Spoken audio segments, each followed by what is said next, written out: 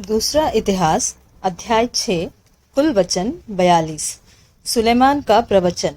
तब सुलेमान कहने लगा, यहोवा ने कहा था कि मैं घोर अंधकार में वास किए रहूंगा, परंतु मैंने तेरे लिए एक वास स्थान वरन ऐसा दृढ़ स्थान बनाया है जिसमें तू युग युग रहे।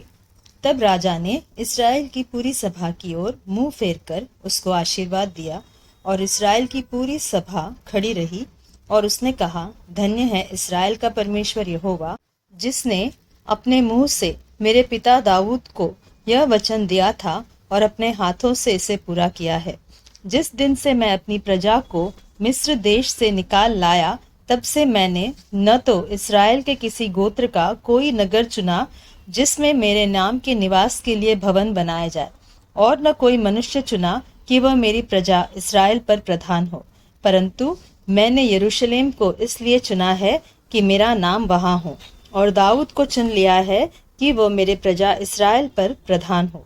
मेरे पिता दाऊद की यह इच्छा थी कि इस्राएल के परमेश्वर यहोवा के नाम का एक भवन बनवाए, परंतु यहोवा ने मेरे पिता दाऊद से कहा, तेरी जो इच्छा है कि यहोवा के नाम का एक भवन बनाए, ऐसी इच्छा करके तूने भला तो किया, तो भी तू उस भवन को बनाने न पाएगा। तेरा जो निज पुत्र होगा वही मेरे नाम का भवन बनाएगा। यह वचन जो यहोवा ने कहा था उसे उसने पूरा भी किया, और मैं अपने पिता दाऊद के स्थान पर उठकर यहोवा के वचन के अनुसार इस्राएल की गद्दी पर विराजमान हूँ, और इस्राएल के परमेश्वर यहोवा के नाम के इस भवन को बनाया है। इसमें मैंने उस संदूक को रख दिया है जिसमें यहोवा की यह वाचा है जो उसने इस्राएलियों से बांधी थी। मंदिर के अर्पण की प्रार्थना। तब वह इस्राएल की सारी सभा के देखते यहोवा की वेदी के सामने खड़ा हुआ और अपने हाथ फैलाए। सुलेमान ने 5 हाथ लंबी,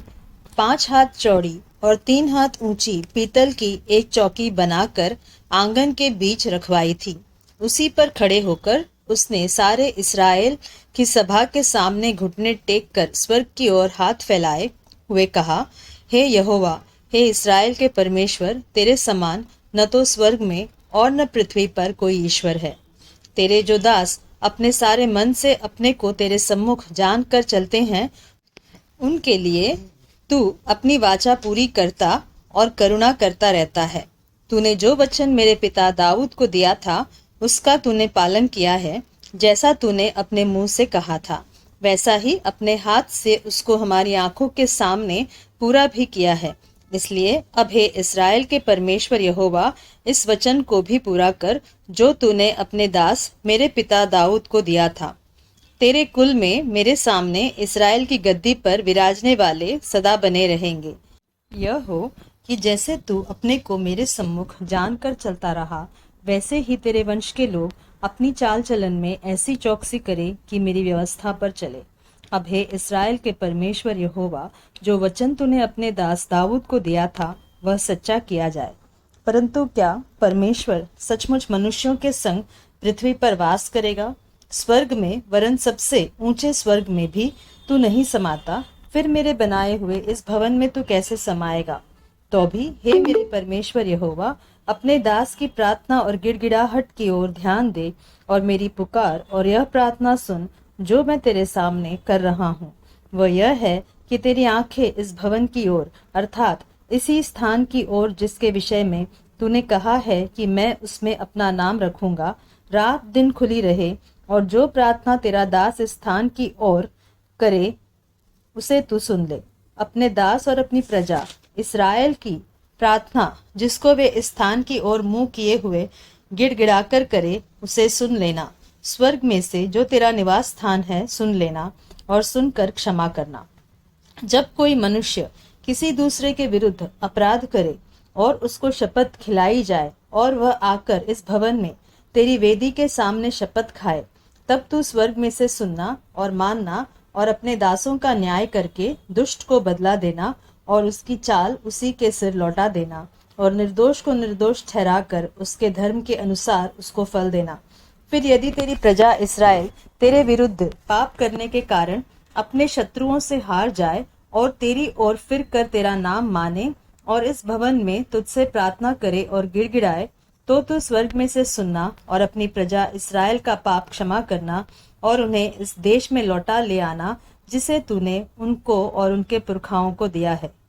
जब वे तेरे विरुद्ध पाप करे और इस कारण आकाश इतना बंद हो जाए कि वर्षा न हो, ऐसे समय यदि वे इस स्थान की ओर प्रार्थना करके तेरे नाम को माने और तू जो उन्हें दुख देता है इस कारण वे अपने पाप से फिरे,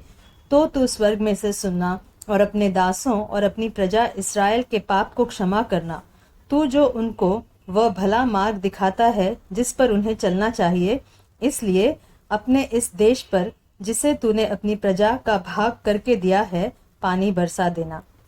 जब इस देश में अकाल या मरी या झुलस हो या गेरुई या टिड्डियां या कीड़े लगे या उनके शत्रु उनके देश के फाटकों में उन्हें घेर रखे या कोई विपत्ति या रोग हो, तब यदि कोई मनुष्य या तेरी सारी प्रजा इसराइल जो अपना अपना दुख और अपना अपना खेद जानकर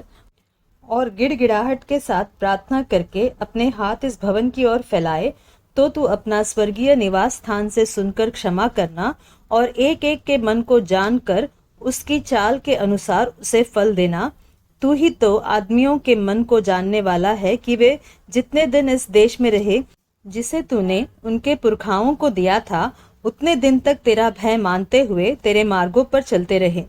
फिर परदेशी भी जो तेरी प्रजा इसराइल का न हो, जब वह तेरे बड़े नाम और बलवंत हाथ और बढ़ाई हुई भुजा के कारण दूर देश से आए और आकर इस भवन की ओर मुंह किए हुए प्रार्थना करे, तब तू अपने स्वर्गीय निवास स्थान में से सुने और जिस बात के लिए ऐसा परदेशी तुझे पुकारे उसके अनुसार करना, जिससे पृथ्वी के सब देशों के लोग तेरा नाम जानकर तेरी प्रजा इसराइल के समान तेरा भय माने और निश्चय जाने कि यह भवन जो मैंने बनाया है वह तेरा ही कहलाता है। जब तेरी प्रजा के लोग जहाँ कहीं तू उन्हें भेजे वहाँ अपने शत्रुओं से लड़ाई करने को निकल जाए और इस नगर की ओर जिसे तूने चुना है और इस भवन की ओर जिसे मैंने तेरे नाम का बनाया है मुंह किए हुए तुझसे प्रार्थना करे, तब तू स्वर्ग में से उनकी प्रार्थना और गिड़गिड़ाहट सुनना और उनका न्याय करना। निष्पाप तो कोई मनुष्य नहीं है, यदि वे भी तेरे विरुद्ध पाप करे और तू उन पर कोप करके उन्हें शत्रुओं के हाथ कर दे और वे उन्हें बंदी बनाकर किसी देश को चाहे वह दूर हो चाहे निकट ले जाए, तो यदि वे बंधुआई के देश में सोच विचार करे और फिर कर अपने बंदी बनाने वाले के देश में तुझसे गिड़गिड़ा कर कहे, हमने पाप किया और कुटिलता और दुष्टता की है, इसलिए यदि वे अपनी बंधुआई के देश में जहाँ वे उन्हें बंदी बनाकर ले गए हों अपने पूरे मन और सारे जीव से तेरी ओर फिरे और अपने इस देश की ओर जो तूने उनके पुरखाओं को दिया था और इस नगर की ओर जिसे तूने चुना है और इस भवन की ओर जिसे मैंने तेरे नाम का बनाया है मुंह किए हुए तुझसे प्रार्थना करे, तो तू अपने स्वर्गीय निवास स्थान में से उनकी प्रार्थना और गिड़गिड़ाहट सुनना और उनका न्याय करना और जो पाप तेरी प्रजा के लोग तेरे विरुद्ध करे उन्हें क्षमा करना। हे मेरे परमेश्वर, जो प्रार्थना इस स्थान में की जाए उसकी ओर अपनी आंखें खोले रह और अपने कान लगाए रह। अब हे यहोवा परमेश्वर, उठकर अपने सामर्थ्य के संदूक समेत अपने विश्राम स्थान में आ। हे यहोवा परमेश्वर, तेरे याजक उद्धार रूपी वस्त्र पहने रहे और तेरे भक्त लोग भलाई के कारण आनंद करते रहे। हे यहोवा परमेश्वर, अपने अभिषिक्त की प्रार्थना को अनसुनी न कर। तू अपने दास दाऊद पर की गई करुणा के काम स्मरण रख।